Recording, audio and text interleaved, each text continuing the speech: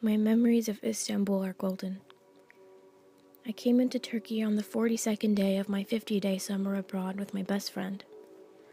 The day we arrived in Istanbul was warm and luminous.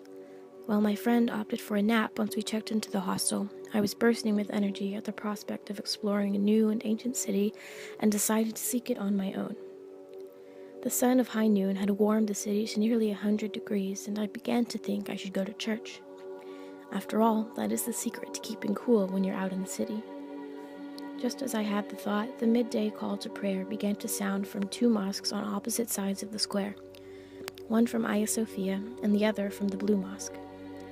The muezzins did a sort of call and response and finished in unison, creating an ethereal surround sound, and it seemed that everyone, locals and tourists alike, had stopped and gone silent to listen to the voices.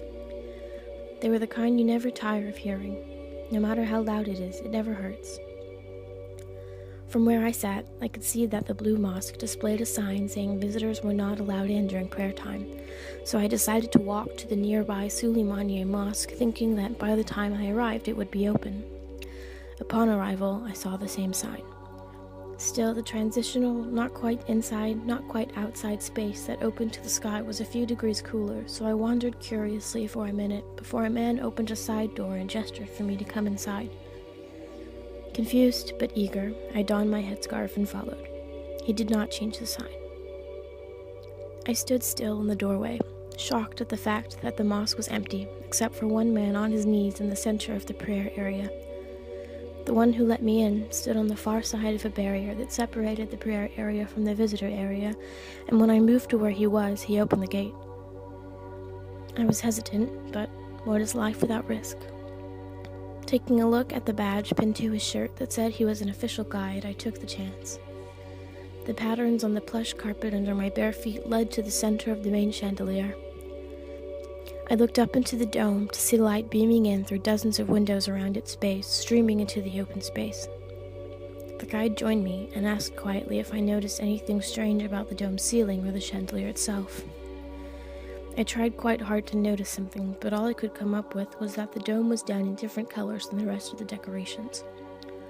I was told that the mosque had suffered a fire that destroyed the original dome, and a French architect who was born into the Baroque period did the restoration in 1660, giving the dome echoes of that style. As for the chandelier, he told me to look for the eggs.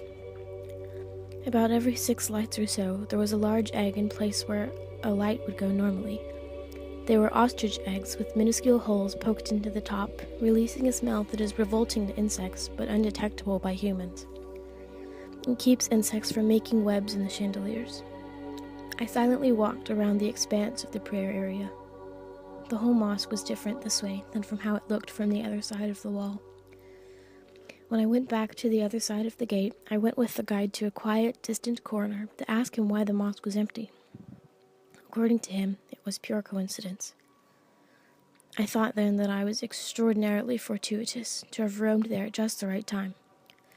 As if reading my thoughts, the guide added that he was a volunteer in the mosque and that whenever this does happen, he hopes that just the right person will be outside. And there I was. The whole experience felt like a hazy dream.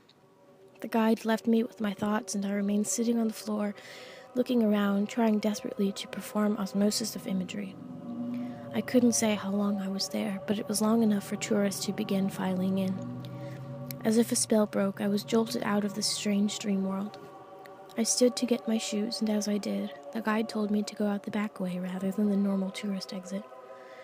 I pushed the doors open and looked back to my new friend and said the only Turkish phrase I knew. Çok teşekkür ederim. I give all my thanks. I looked out into the space ahead of me to see a wide open view of Istanbul all the way across the Bosphorus River.